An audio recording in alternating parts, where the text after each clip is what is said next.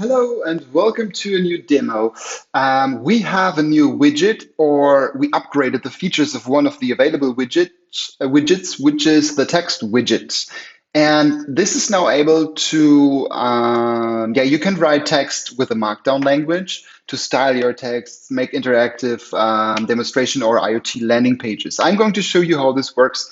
So in this dashboard, we add a new widget, the text widget, and everything looks the same.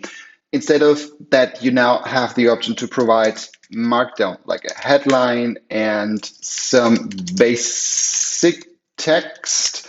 And it also does support images. So what is Markdown? Markdown is some kind of language which allows you to write in a couple of special characters, and it creates like a styled text.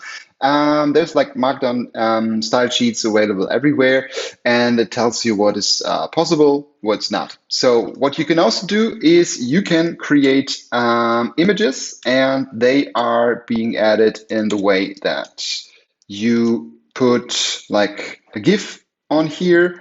Let's remove the latest elements, save it, and there you go. This is Markdown. This is how you can use it.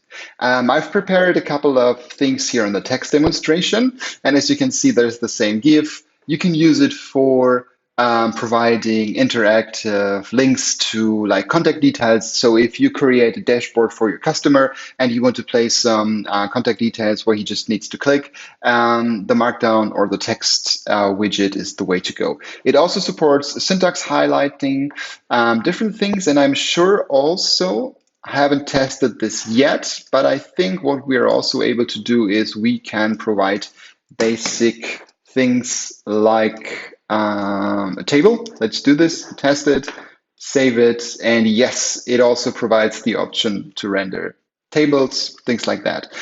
Just feel free to try it out. It's available on the Datacake platform, the new Markdown widget. And yes, it allows you to create a couple of landing pages for your IoT dashboard. Thanks for watching and stay tuned.